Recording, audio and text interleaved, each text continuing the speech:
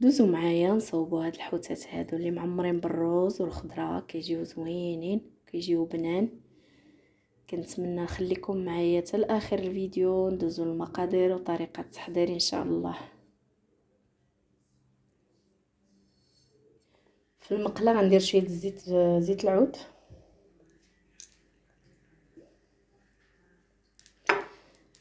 وندير البصله،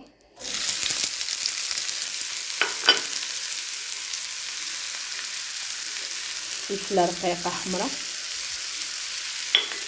مشلضاهم رقاق،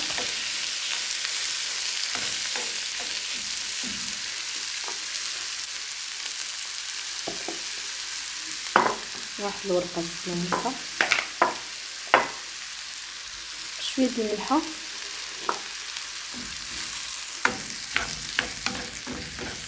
غنشحرهم مزيان.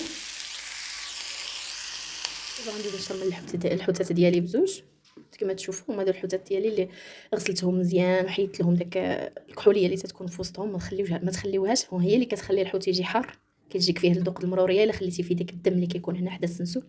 المهم غسلتهم مزيان، نقيتهم وحيدت لهم حتى داك الشوك كتشوفوا، وبيدتهم في الحامض والملحه الليله كامله.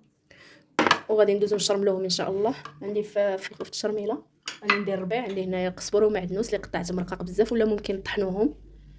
بسم الله.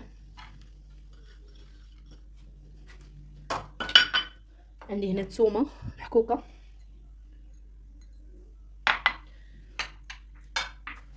عندي هنا شويه ديال مطيشه الحك اللي طلقتها بشويه د الماء، ندير منها شويه، والاخرى نخليها نديرها في الطاجين.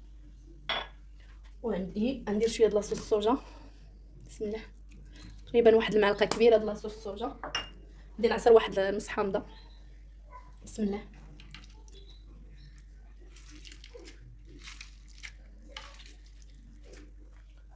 بعد ما عصرتها نقلع ديك العظيمات اللي طاحوا باش ما يحرروناش الترميله ديالنا.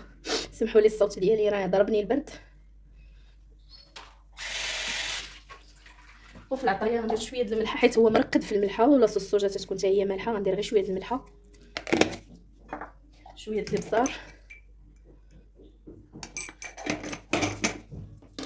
شويه الكمون، شويه التحميره، وشويه ماشي بزاف. صافي هادشي اللي كاين في العطريه. شويه ديال زيت العود ولا زيت البلديه. بسم الله. صافي غادي نخلط مزيان هادشي. الا كان عندك شويه د الحار ديريه، انا ما عنديش، عندي غير لاصوص انجيريه حاره غندير منها شويه ماشي بزاف. صافي وغادي نشرمل الحوتات ديالي مزيان. بسم الله. غنشرملهم وندخل داك التشرميله في ديك الذبحات اللي درت ليهم.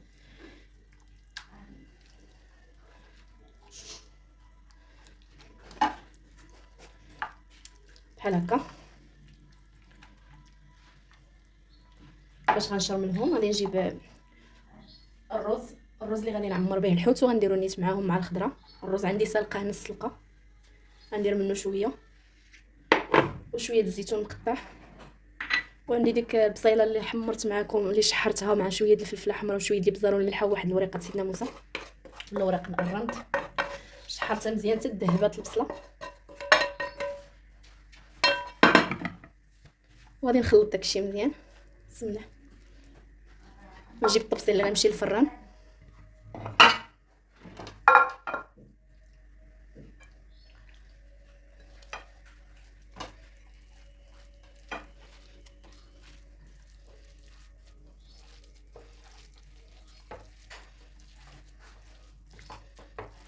صافي وغادي نعمر الحوتات ديالي بحال هكا. بسم الله.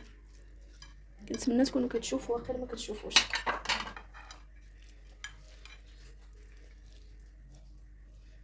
بحال هكا. انا ما غاديش نسدهم، غنخليهم هكا ونعمرهم ونحطهم بحال هكا. وندير حداهم الخضره. ديك التشرميله اللي بقات ليا زدت عليها شويه خيزو اللي سلقاه حتى هو نص سلقه، غادي نخلطهم مزيان وغادي نفرشهم لهاد الحوته ونزيد عليهم العطريه. سمحوا لي الخضره اللي عندي هنا، بطاطا اللي سلقاها نص سلقه وشويه د مطيشه درارج. الفلفله الحمراء والخضراء صافي. وغادي نستف هادشي في طبسيل وغندخلو الفران ان شاء الله. يمكن لينا نسدوهم بحال هكا كيغدو ولا ربيدات ديال السنان الا بغيتو، ما بغيتوش خليهم محلولين بحال هكا صافي. المهم هي هادي استفتها بهاد الطريقه هادي، استفت الخضره بهاد الطريقه هادي. دابا غادي نزيد لها شويه ديال زيت العود من الفوق وغادي نديها للفران ان شاء الله. بسم الله صافي. ندخلها نديرها في الفران، عندي الفران ديال الغاز نديرها الفوق حتى طيب ونردها لتحت تحمر ونتلاقى معكم.